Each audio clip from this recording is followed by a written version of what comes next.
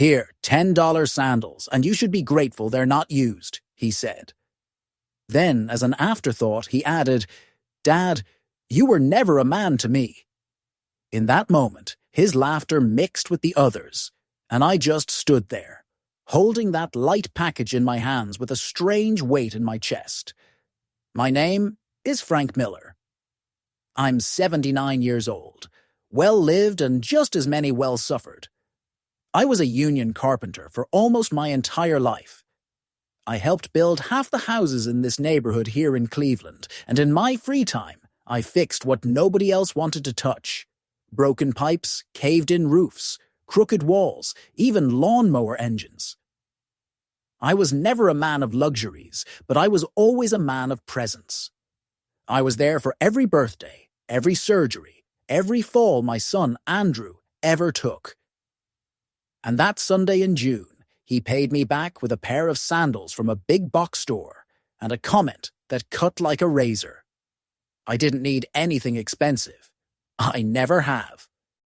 But what he did wasn't about the gift. It was about what he made clear, right there, in front of everyone. That I was a nuisance, an obligation, someone you give the bare minimum to just to save face. And as he pulled his father-in-law toward the new truck, that $47,000 chrome monster, I sat on the edge of the cement bench and stayed quiet. But not out of weakness. I stayed quiet because I've seen a lot of things in this world. I've seen sons raise a hand to their mothers and then beg for forgiveness in tears. I've seen neighbors steal from each other and then pray in the same church pew. I've seen bosses promise stability and then fire their employees at Christmas. And I learned something. Sometimes what looks like silence is just giving a man enough rope to hang himself. My grandson, Leo, still tried to hide the awkwardness. He came to give me a hug. He asked if I liked them. I smiled at him, of course. He's still young. It's not his fault his father is so cold. But I noticed his gaze, a little confused, as if, deep down, he knew that what had just happened wasn't right. The burgers sizzled on the grill. The music got louder. Andrew's father-in-law joked that now he could finally take a trip to Florida in his new ride. And I just listened to it all like someone hearing conversations from the other side of a wall, distant, like an uncomfortable guest in my own bloodline. I couldn't even taste the soda they gave me anymore, and the sweat running down my neck mixed with an old feeling, the feeling of being discarded. But I didn't cry. I didn't tremble. I didn't argue. That night when I got home, I left the sandals in a corner of the room, next to the broken umbrella my grandson once gave me, the one I never had the heart to throw away. I sat at the table and drank my black coffee, just as I have for 40 years. Alone, but this time with my mind ablaze. I looked at the box of documents I keep under the sink, where I have my most important papers, my birth certificate, the deed to the house, the will. And although the anger hurt, what guided me was clarity. I knew what I had to do. But it wouldn't be that night. Justice served with anger comes out crooked. But when served with firmness, it hits exactly where it needs to hurt. After all, Andrew might have only given me some sandals, but what he lost was worth much more than an imported truck. And he doesn't know it yet, but he will. As he deserves. I didn't sleep that night. I didn't cry either. I just sat there in the darkness of my kitchen, with the clock hanging on the wall, making that ticking sound that sometimes feels more like a memory than a noise. Outside, the street was silent, as if the world had shut down along with me. And I thought, not about the sandals, not about the truck. I thought about the times I swallowed worse things, just to not hurt anyone. But that night, something changed. I woke up before dawn. I made my black coffee, as always. I sat in the worn-out lazy boy that creaks every time you move. And I opened the box of papers. The deed to my house, signed in 1984. My birth certificate, light bills, water bills, my will. That paper I had written years ago in my own hand at Mr. Peterson's office, leaving everything to Andrew because he was my only son. Because back then, I still believed he would know how to take care of what I built with my calloused hands. I folded that will carefully, put it in an envelope, and tucked it into the inner pocket of my jacket. Not because I was going to do anything with it that day, but because when you start to wake up, you also start to walk. Mid-morning, I took my cane, which is more a symbol than a support, and headed downtown. I was in no hurry. I walked slowly, but with a firm heart. People greeted me, some neighbors, others barely acquaintances, and I responded with a slight smile, like someone carrying a storm under his shirt, but not letting anyone get wet. I went straight to Mr. Peterson, the lawyer, an old friend of the kind you don't see anymore. When he saw me come in, he stood up respectfully. He offered me coffee, a seat, silence. I told him everything, not with tears or anger. I told him like someone narrating something that simply can't be kept quiet any longer. "Are you sure about what you're going to do, Frank?" he asked me. "I've never been more sure in my life," I replied. He took out a new form. We began to draft a new will in clear handwriting, without embellishments. This time Andrew was left out, not for revenge, not for punishment, but for justice, because he who doesn't know how to value his own blood doesn't deserve to inherit its roots. I left the house to Leo, with one condition, that he not find out until he turned 25, because he's still a child, and because maybe, if life shows him the opposite of what he saw on Father's Day, there is still hope for him. I signed with a slightly trembling hand, not from fear, but from weight. The weight of everything I had kept silent for years, of all the times Andrew spoke to me as if I were an old rag, of every birthday when I didn't even receive a call, of every time I sat alone in front of a small cake with a single candle lit, just so the date wouldn't pass by unnoticed.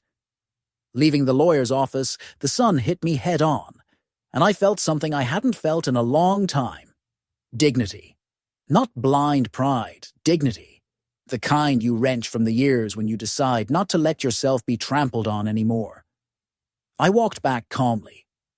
On the way, I passed a shoe store. I looked at the display window. I didn't go in, but I stood for a long time, looking at a pair of well-made red-wing boots, thick leather, the kind we used to wear on the job site. I laughed softly to myself. With those, I could even go to the burial of shame, I thought. When I got home, I took off the sandals. I looked at them, and for the first time I didn't feel sadness. I felt clarity. I put them in a plastic bag. Then I opened a cardboard box where I keep memories, photos of my late wife, old letters, Leo's drawings. I put the sandals in there too, not as a symbol of defeat, but as a testament to a breaking point, to the last time I let someone make me feel less. That afternoon, the phone rang. It was Andrew. "What's up, Dad? Didn't you like the sandals or what?" His tone was mocking, carefree, as if he were still playing the cool son, the one who doesn't have time to understand his father's heart. "Yes, I like them. They're comfortable," I said. "Yeah, I thought you could use them. Yours were ready for the trash." "You always know what I need, don't you?" "Of course. That's what I'm your son for, right?" I remained silent. "Well, I have to go. We're going to break in the truck with a little trip to Vegas with the in-laws. I'll call you later." And he hung up. I swear that tone, that way of speaking, was more insulting than the $10. But it didn't hurt me. It confirmed it for me. That night I slept. And I slept well, like I hadn't in a long time, because there's a peace that only comes when you look at yourself in the mirror and know you haven't betrayed yourself. Because silence can be cruel, but it can also be sacred, and I had decided to remain silent, yes. But not out of cowardice, but but as a strategy. Because life sometimes just needs one more move to turn the whole story around. And mine was already in motion. A few days passed without any news. Andrew didn't call, not even to ask how I was. I figured he was busy with his new family, as I called them in silence. The elegant father-in-law, the always put-together wife, the kids in expensive schools, and him playing at being everything I never was, as if that made him better. I, meanwhile, continued my routine.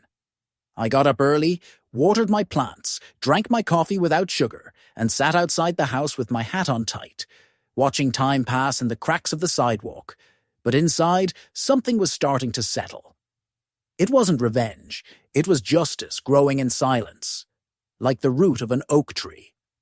One morning, I decided to visit someone I hadn't seen in years. Silas, my friend from my youth. He had been a lawyer, but now he spent his days fixing old radios in his garage, more for pleasure than for need.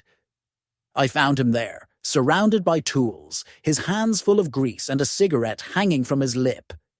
He looked at me, put the screwdriver aside, and hugged me as if time hadn't separated us. I told him what had happened. He didn't interrupt me once. Only at the end did he raise an eyebrow, sigh, and say, "You put up with too much, Frank. It was time to set things straight." That sentence gave me more strength than I imagined. We talked for a long time. I asked him how to ensure Leo wouldn't end up being manipulated by his father when he inherited the house. Silas gave me ideas. He explained options. He told me about trusts, clauses, sealed letters. I didn't understand everything at first, but I understood the essential part. There were still ways to protect the little I had, and also to protect the only one who still looked at me with clean eyes. I returned home more determined than ever. That night I went over all my accounts. Savings, pension, the small plot of land by the lake I had inherited from my father that Andrew didn't even know existed. I had it all written down in old notebooks with blue ink that was already starting to fade. I checked every figure, every document, and for the first time in a long time, I felt that everything I had built with my calloused hands had a direction. It wouldn't go to waste. It wouldn't be used by someone who only knows how to receive, not by someone who humiliates with smiles. The next day, I called the bank. I made an appointment. I went with a jacket and hat, like in the good old days. A young woman attended to me and spoke to me sweetly. I asked her to open a custodial account in Leo's name, with certain restrictions. She asked me for papers, IDs, signatures. She looked at me with tenderness, as if she understood that this grandfather in front of her wasn't just there to move money, but to leave a mark. When I left, I felt that every step I took was firm, as if I were finally walking on ground that didn't sink. The days went on. Andrew didn't call either. I found out from a neighbor that he had posted pictures of the trip on social media. Beach, cocktails, the truck shining under the sun. In one of them, I saw him hugging his father-in-law with one foot on the tire, showing off an expensive watch. The caption read, "Real fathers aren't the ones who give you life, but the ones who teach you how to live it with class." I read that and stood motionless. Not out of surprise, not anymore, but because of the confirmation that I had done the right thing. Because that sentence, written by him, was all I needed to never doubt again. It didn't hurt, but it made it clear that to him I was just an old shadow, a yellowed page from a story he wanted to forget. A few weeks passed. The heat increased. The back patio of my house began to fill with dry leaves. One day, while sweeping, I received an unexpected visit. Leo. He arrived alone, with his backpack and a package in his hand. He hugged me without saying anything. We sat under the awning. He told me he didn't feel comfortable at home, that his dad had been unbearable lately, yelling about everything, complaining about things even he didn't understand. He told me he missed our talks, Our walks, the donuts in the park on Saturdays. He took a drawing out of the package. It was a house, my house, and him standing in the doorway, smiling. "This is yours, Grandpa, and it will always be yours." I didn't say anything. I just hugged him with a strength I hadn't found in my arms for years. And there I knew I had made the right decision, because sometimes when you choose with your heart, life confirms it in silence.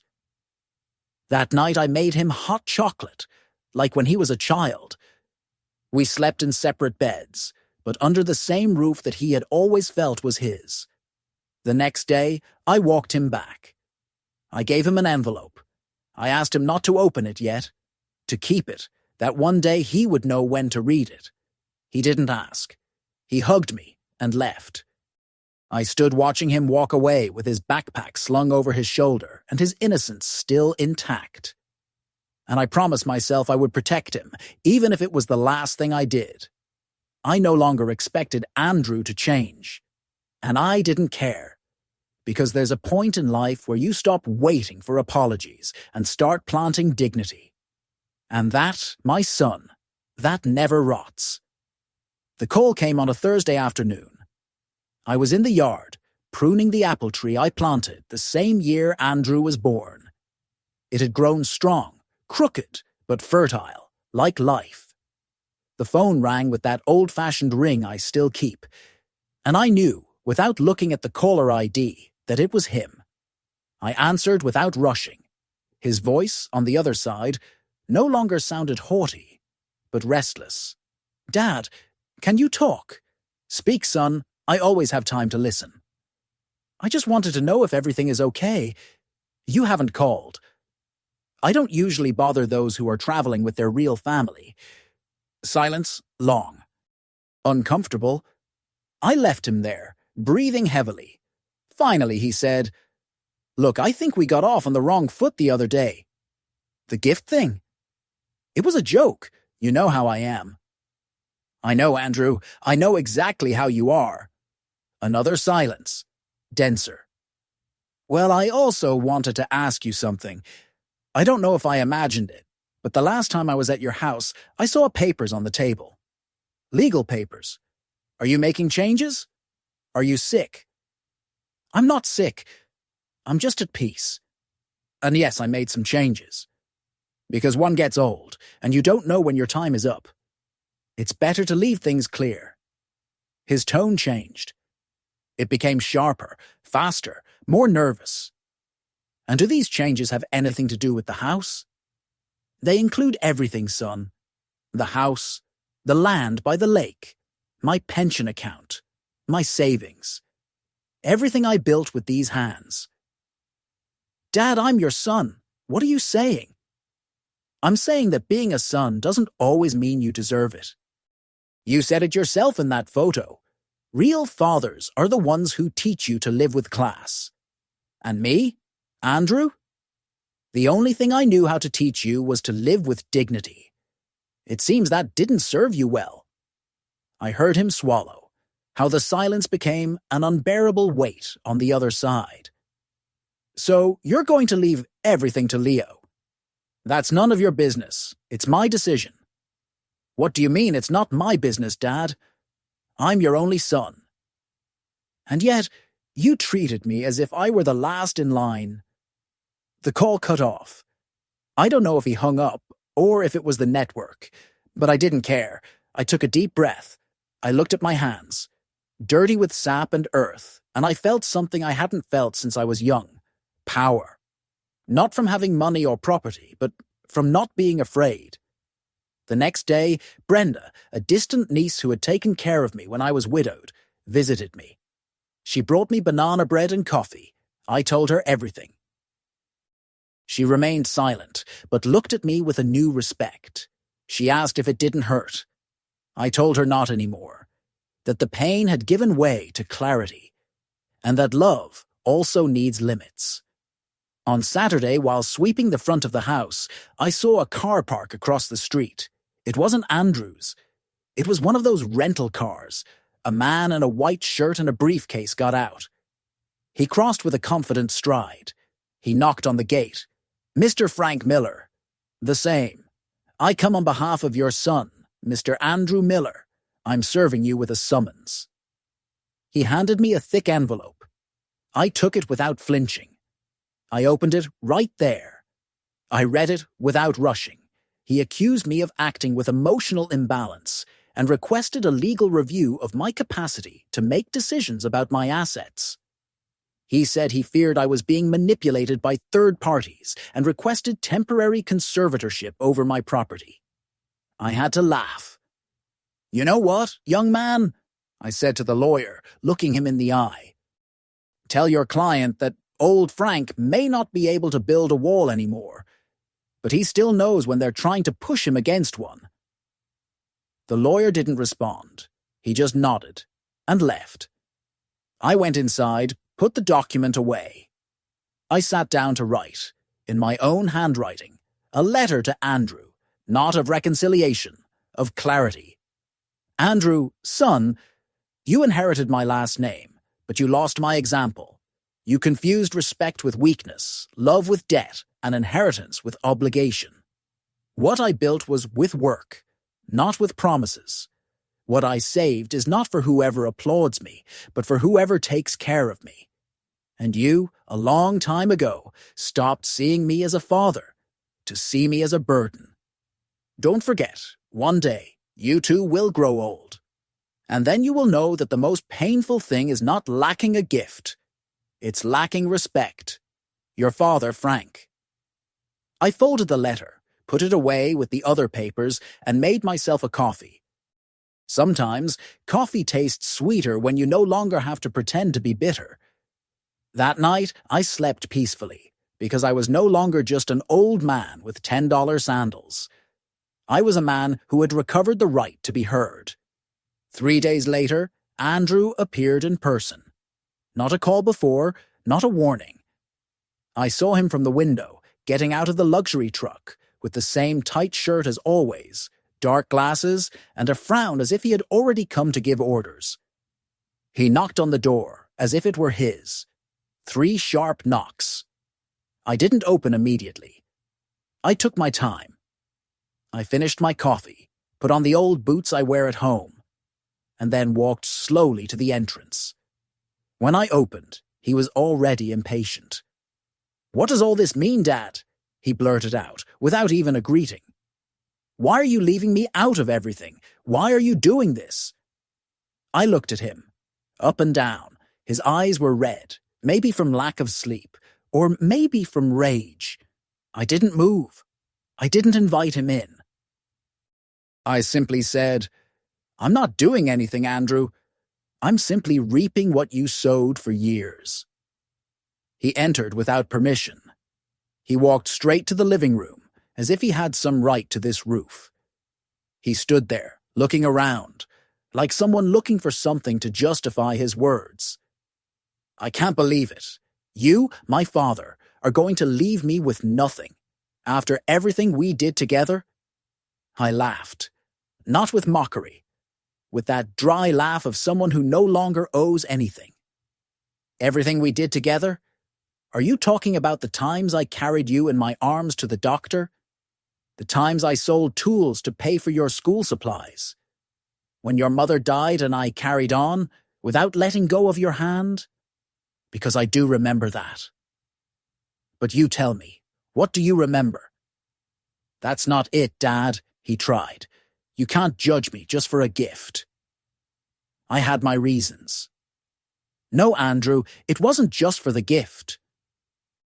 It was for the attitude, for the way you looked at the ground when you gave it to me, for how you laughed with the others, as if I were a worthless old man. It was for the silences, for the years you disappeared, for the calls you never made. It was because you stopped seeing me as your father and started treating me as if I were an old piece of furniture that isn't thrown away out of pity." He sat on the sofa, held his head in his hands. For a second, he looked like that little boy who came crying when he fell off his bike, but not anymore. That boy wasn't there anymore. In his place, there was a man who was only looking for what he thought he deserved, without thinking about what he had given. "You can't do this to me," he said, more quietly. "My father-in-law has his money. I was counting on this house. You know we're in debt. The truck is financed. The trips too.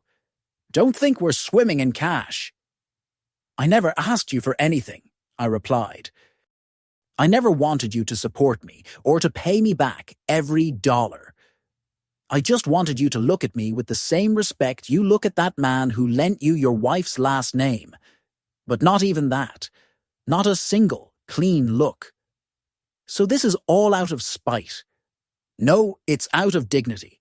Do you know how many men my age end up in a corner, waiting for a visit that never comes? Do you know how many die with a broken heart because their own forgot them? No. I'm not going to be one of them. If you don't want me as a father, at least respect me as a man." He fell silent. But his look said it all. It was rage, not pain. It was frustration at having lost something he thought was guaranteed. And that's when I knew, without a shadow of a doubt, that there was no regret, only fear of losing. So, there's no going back. Not with me, not on this topic. And Leo, have you already told him he's going to get everything? No, not yet. He will know when the time is right. Because I trust that he will know what to do with it. You've already shown what you would do. Andrew stood up abruptly. Fine. Well, I hope you don't regret it. Because when you're alone, when you have no one, don't come looking for me. And you think I haven't been alone these last few years? He didn't answer. He left furiously. He slammed the door hard. The noise was heard all the way to the backyard. I stood there looking at the spot where he had been sitting. I didn't feel relief, nor guilt. I felt justice, as if finally the scales had tipped a little in my favor. I didn't sleep much that night, not because of sadness, but because I spent hours writing in my old notebook. Those pages full of numbers and cement mix recipes were now filling up with words I had never said. I wrote about my childhood, about his mother, about the hard years when we ate beans and cornbread. I wrote about my effort, about what it cost me to build this house, brick by brick, with my hands split by the sun. I wrote everything, because if one day Leo finds that notebook, I want him to know where he comes from. On Sunday morning, Mrs. Connie, my next-door neighbor, visited me. She brought me a casserole and asked if everything was okay. I told her yes, that everything was better than ever. She looked at me strangely. She told me she had heard shouting. I responded with a smile. Sometimes, Mrs. Connie, the noise is just a sign that the silence has finally been broken. And she, with that wisdom of a woman who has lived so much, just nodded and said, "I congratulate you, Mr. Miller. Not all men dare to stand up when everyone has made them sit down." 2 weeks after that bitter visit, my life returned to its rhythm. My mornings with strong coffee, my afternoons watering plants, and my quiet nights with the radio on low as if for company. I received no more calls from Andrew, no messages, no apologies. But I didn't expect that either. You learn over time that there are pains that are no longer worth the effort of waiting for a cure. What did arrive, to my surprise, was a letter. A handwritten letter from Leo. It didn't say much. It said just what was necessary. "Grandpa, you are my example, and it doesn't matter if there's an inheritance or not. What you teach me, what you tell me, that's what's valuable to me. Don't let anyone make you feel less. I love you as you are." I read it in silence. Then I put it away with the old photos, where he appears as a child, with crooked teeth and big eyes. That letter was worth more than the entire house. A few days passed. Everything seemed calm. Until the notice from the court arrived. Andrew, in his desperation, had filed a formal request to declare my partial incapacity. He said I was not in full possession of my faculties, that I was being manipulated, that there was an imminent risk to my assets. The document was signed by him and a lawyer from his company. The first thing I did was laugh. Then I sat down. Because it was no small thing. It was an attempt to take away my own voice. I didn't go to cry. I didn't go to ask for help. I went to see Silas again. He already suspected it. He made me a strong coffee, the way he likes to make it. And he put a file with everything ready on the table. He explained the legal steps. He told me it wasn't going to be easy, but that we had a way to defend ourselves. He offered to take the case without charging. I told him no. That if I had learned anything in this life, it's that a man's work is paid for. Not with favors, but with respect. The first hearing was simple. The judge looked at me with curiosity. I spoke clearly, without beating around the bush, without sentimentality. I brought papers. I brought evidence. I showed my new deed, my accounts, my agenda, and even the notebook where I write down my medications and my payments. The judge listened to me. He asked me what I thought of my son's accusation. I told him, my son thinks that getting old is becoming foolish. That speaking little is forgetting, but I haven't forgotten anything. Not how things are done, not how a father is treated. The judge nodded. He thanked me. He adjourned the session, and when I left, I felt stronger than in all my youth, because respect, when you recover it, is like a second backbone. Andrew didn't look at me during the whole process. He was with his lawyer, talking in whispers, as if I were a strange bug that had to be neutralized. But deep down, I knew. He wasn't trying to save me from anything. He was trying to save himself. From the emptiness he himself had created. In the following weeks, I dedicated myself to something I had postponed for years. Restoring my workshop. That little room in the yard where I keep my tools, my boards, my nails, my remnants of a trade. I cleaned every corner. I oiled every lock. I sharpened my chisels. And I started carving wood again. Not to sell, not to impress. To remember who I was, who I am. Because in every line of that wood, there were pieces of a franc that life had hit. Yes, but that never completely broke. One afternoon, while sanding a piece of oak, I heard Leo's voice behind the gate. He came alone again. I opened the door for him. I hugged him. There was no need to say anything. He sat with me, in silence, watching me run the sandpaper. I asked him if he wanted to try. He said yes. I gave him a block of wood, a fine sandpaper. And there we were, grandfather and grandson. One teaching with his hands, the other learning with his heart. In that moment, I knew that what I was leaving him was not a house. It was something much stronger. It was history. It was roots. It was an example. Because a son can inherit a roof, but a grandson can inherit a soul. That night I made him rice pudding, like in the old days. He told me his dad was going crazy, talking bad about me, yelling, saying it was all my fault. I didn't answer. I just said, when you set fire to your own house, you can't blame the wind. The next day, I received the notification from the court. The lawsuit was dismissed. The judge determined that there was no evidence of any incapacity. The ruling was clear. Mr. Frank Miller enjoys full legal and emotional autonomy. I read it twice, not out of doubt, but for pleasure, because those words were a victory without applause, a medal that you hang on your soul. I placed the letter in a wooden frame. I hung it in my workshop.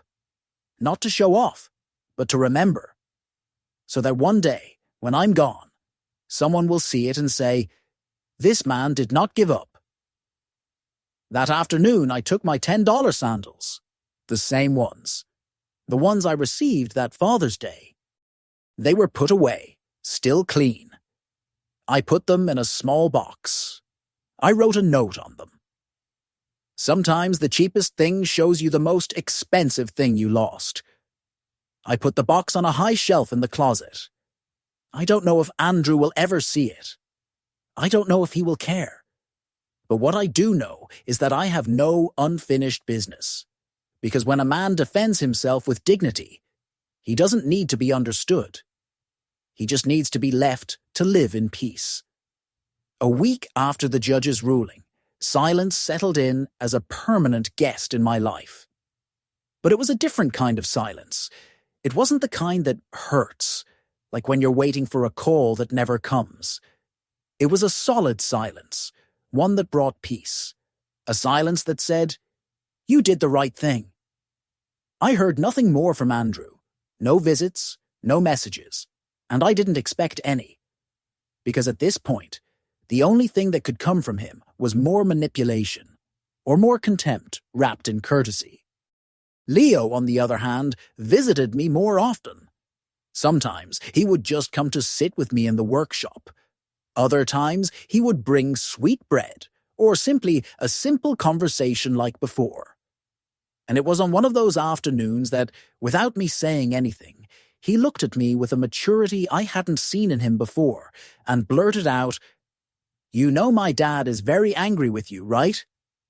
I nodded my head as I continued to carve a piece of pine wood. "He says you betrayed him, that you left him out of everything." I stopped. I looked at him calmly. "And what do you think?" He was silent for a few seconds. "I think he never really saw you, that you were always there, but he was never there for you." I shuddered inside, not from surprise, but from the clarity with which a boy of just 15 could see what a 40-year-old man pretended not to see. "Do you think I was wrong not to leave him anything?" "No. You did what he deserved, and I'm proud of you, Grandpa." Those simple words did me more good than any expensive gift.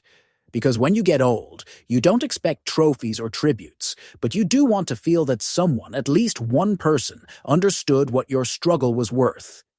The weeks went on. The heat subsided a bit. The nights were cooler, and I started sleeping with the window open again. I listened to the crickets, the distant rumor of cars on the avenue, and I felt that life was giving me back little pieces of what abandonment had tried to take away. One Saturday morning, while sweeping the patio, I saw a truck stop in front of the house. I recognized Andrew's wife. She got out alone. Hair pulled back, dark glasses, a tense posture. I approached the gate. "May I come in, Mr. Miller?" "If you come in peace, yes." She entered. She walked with uncertainty. She sat on the stone bench next to the rose bush. She didn't ask me for water or coffee. She came with something stronger than thirst. "I've come to talk about Andrew and Leo." "Nah," I nodded. "Andrew's not well. He's out of control. He's angry. He feels betrayed. And I'm caught in the middle. I'm not here to defend him. I just want you to know that all of this has hit him very hard. I've never seen him like this." "And you think that's unfair?" She lowered her gaze. "No, but I don't know how this is going to end. It's already over. He can keep shouting alone. I've already spoken. I've already signed. I've already lived." She sighed. She asked me to help her convince him to change the will, to appeal, to go to the media, to make it public. I laughed. Public? Let him tell the world he gave his father $10 sandals while handing a nearly $50,000 truck to his father-in-law. Let him show the photos. Let him talk about me. I have nothing to hide. Let him say everything and let the world judge. She fell silent, but on her face I noticed something I didn't expect. Shame. "I wasn't there when I should have been either," she said after a while. "I never defended him. I never saw him. I only focused on what Andrew said. Sometimes silence kills more than contempt." She looked at me with moist eyes. But she didn't cry. She stood up, shook my hand, and before leaving said, "Thank you for teaching Leo what it means to be a man." And she left, walking slowly, like someone carrying something that is finally starting to weigh them down. That night I slept peacefully, but the next morning I found an envelope under the door. No return address, no name, just my address handwritten. I opened it. Inside was a printed sheet, unsigned. It was an offer. Someone wanted to buy my house, a generous price, in cash, to start a new life in another city. I smiled. Andrew wasn't going to give up easily. Now he was coming with anonymous letters, with tricks, with attempts to buy what no longer had a price. I sat at my table. I took a piece of paper and wrote, "This house is not for sale, because what's valuable is not the roof, but the history it holds." I taped it to the outside of the door, large, clear, in black ink, so that anyone who passes by can see it, especially the one who doesn't have the courage to knock on the door head-on. And there I understood that Andrew had lost more than an inheritance. He had lost his place in my story. The sign on my door didn't even last a week. One day, coming back from the market, I noticed someone had torn it down. I wasn't surprised. The wall still had remnants of tape, and the paper frame was battered by the weather. They had wanted to erase the message, but they didn't understand that the important thing wasn't the paper, but the decision. I wrote it again, this time with thicker letters and indelible ink. I placed one on the gate and another on the door, so there would be no way to say, "I didn't see it," because it was no longer just about the house. It was about my name, my history, my dignity. And that, son or not, is not for sale. In the following days, the whispers began in the neighborhood. People who used to greet with smiles now muttered under their breath, what could have happened between Frank and his son? They asked at the bakery. At the barber shop, I heard someone say it was a shame to see a father at odds with his own son.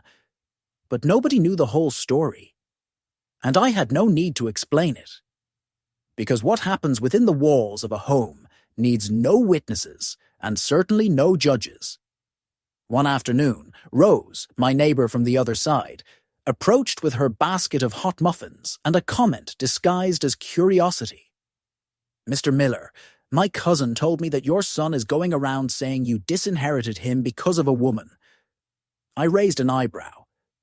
"Because of a woman? And who would that be? Rose?" She shrugged. She laughed. She got the point. Andrew was starting to plant his versions. According to him, it was all because I was confused, influenced, perhaps even deceived by an interested woman who was trying to get my things.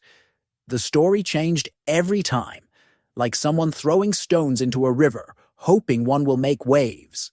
But the truth was simple.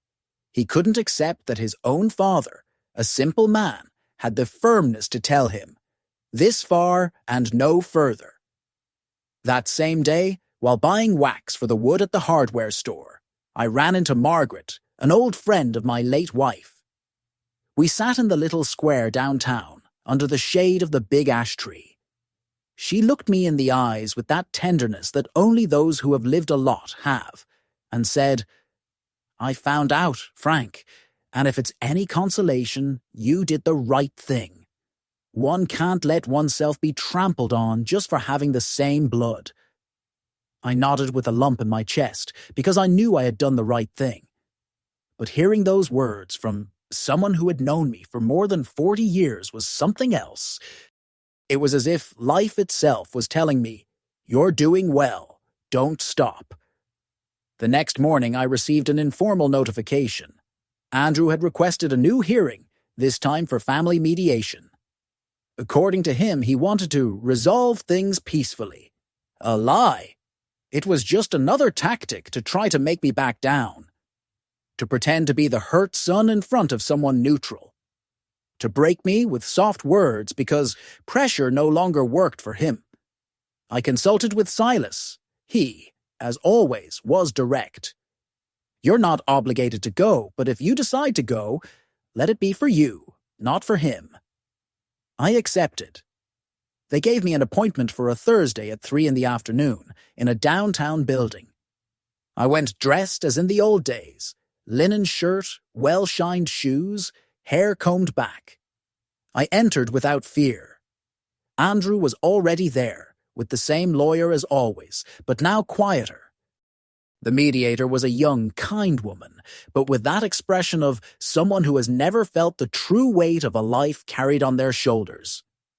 She asked us to speak. Andrew took the floor.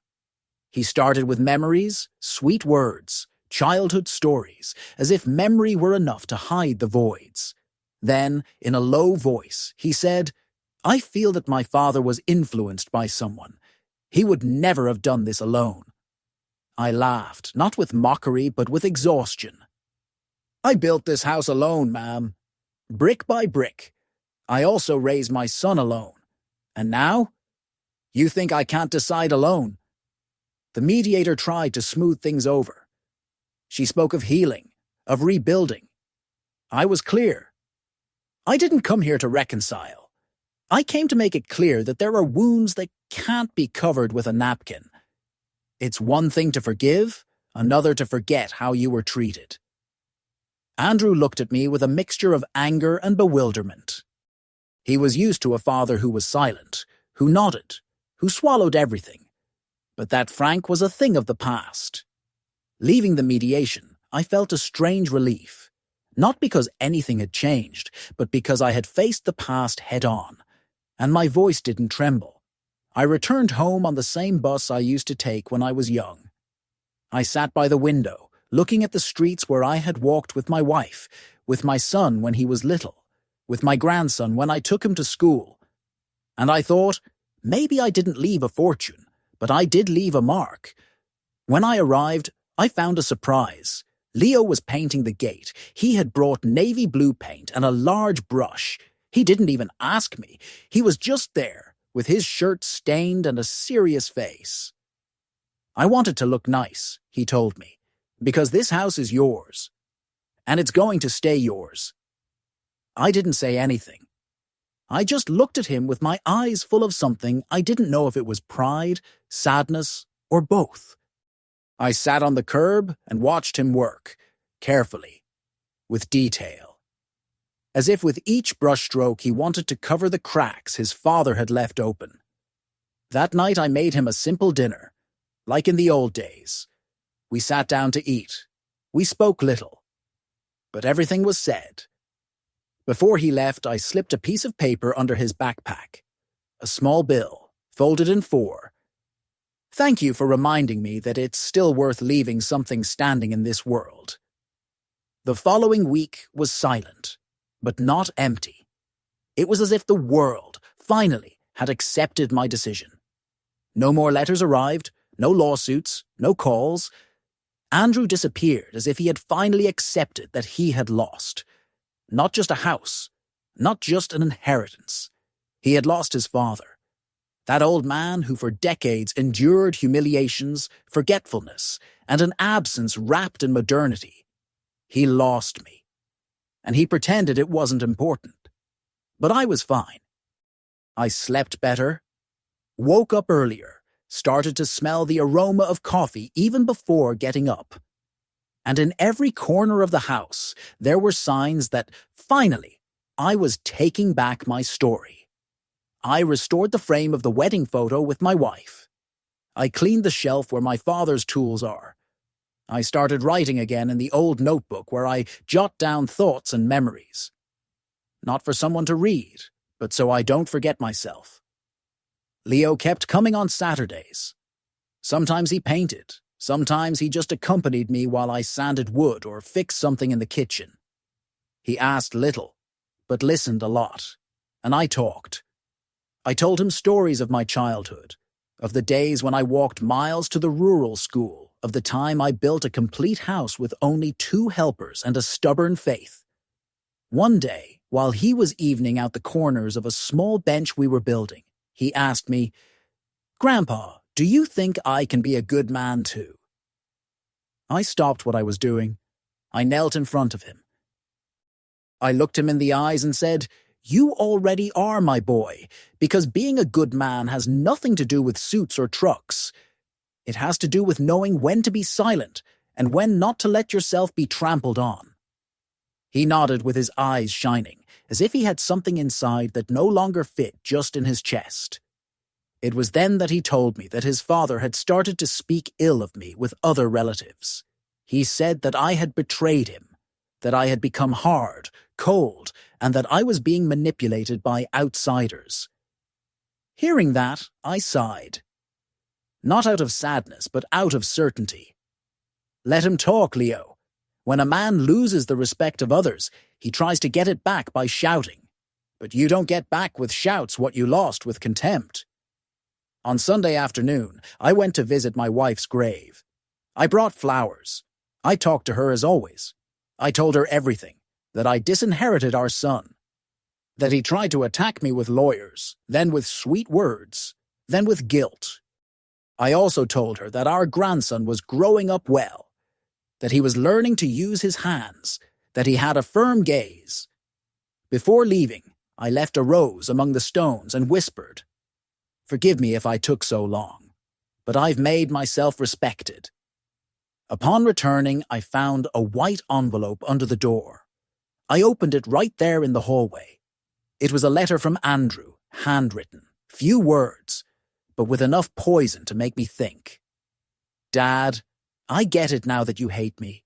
Yours isn't justice, it's revenge. But remember that grudges are also inherited. Don't expect my son to admire you when he sees what you did to his father." I read it twice. Then I burned it, because it didn't deserve space. Not in the house, not in my memory. 2 days later, I received an unexpected visit. It was Brenda, a distant niece, the daughter of a deceased cousin. She was always sweet to me. She brought me homemade bread and sat down, without saying much. After a while, she told me that Andrew's wife was tired, that she had cried, that she was thinking of separating, that she said that since that truck, everything had changed in her house. He had become a cold person, as if he lived only to prove to the world that he wasn't wrong. I didn't say anything, but inside, I understood. The emptiness he wanted to impose on me now lived inside him. That same night, I sat in my room, took my notebook, and wrote. Sometimes, justice arrives in silence. And it's not about revenge. It's about not continuing to carry what others have placed on your shoulders. Leo arrived at the end of that week. He looked different, more serious. He brought a gift wrapped in newspaper. It was a picture frame. Inside, a photo of us. Him with his arm over my shoulders and me with a screwdriver in my hand. Smiling. He had written in the bottom corner, "My story begins here." I was moved, as I rarely am.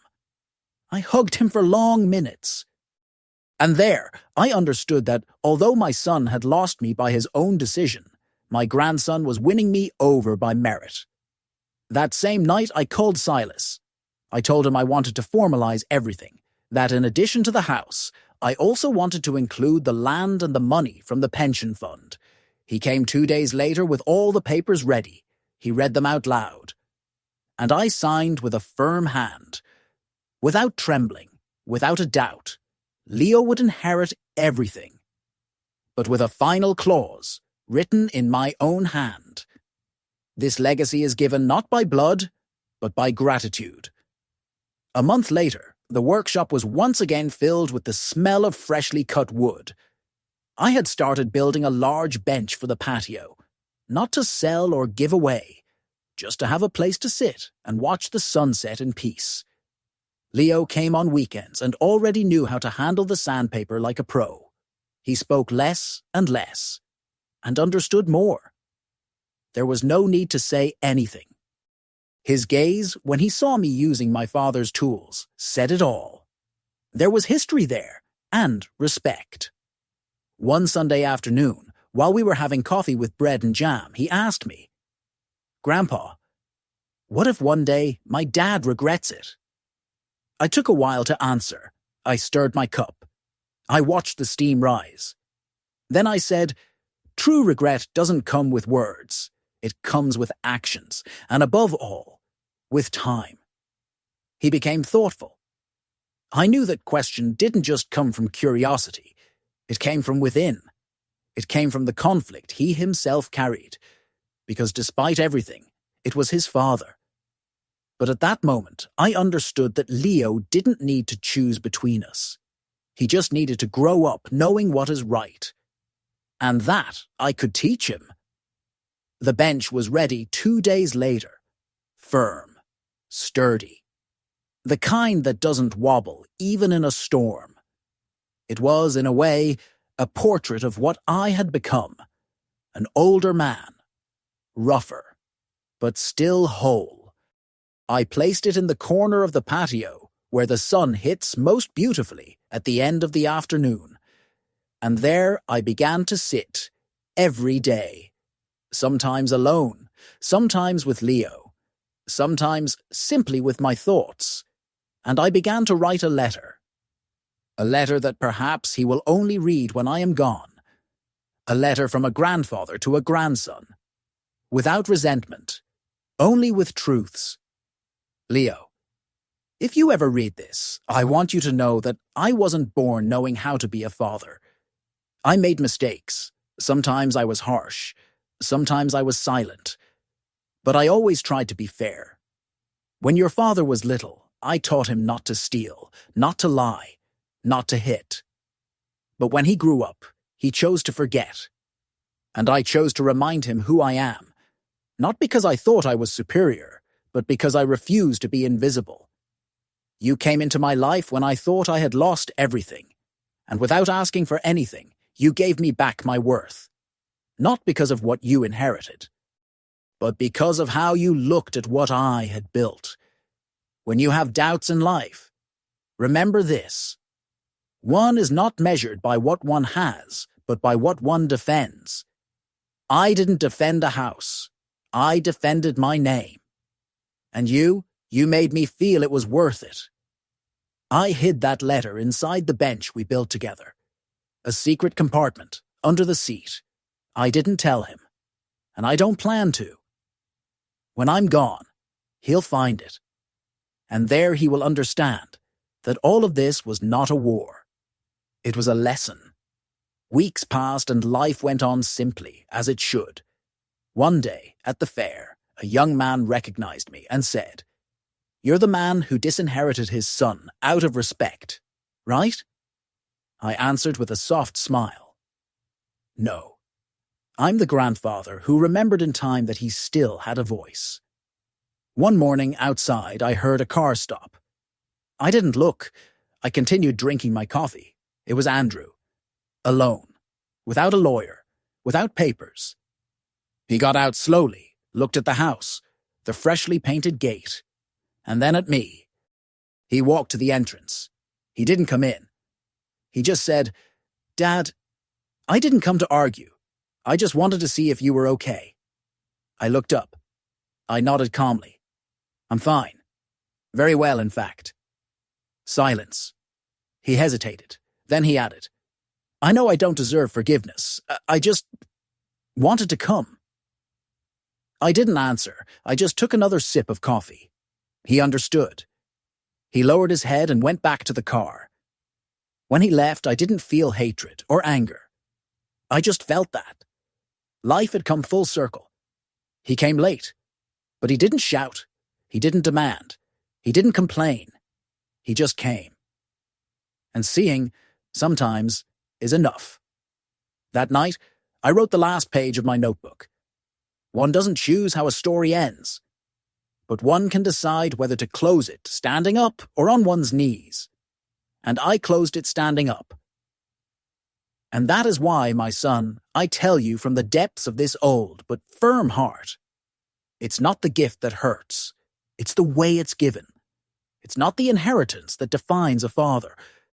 It's the respect, And if you, who are listening to me now, have an old man in your house, look at him. Don't let him become a shadow, because one day, when you least expect it, that shadow can rise, speak, and make history.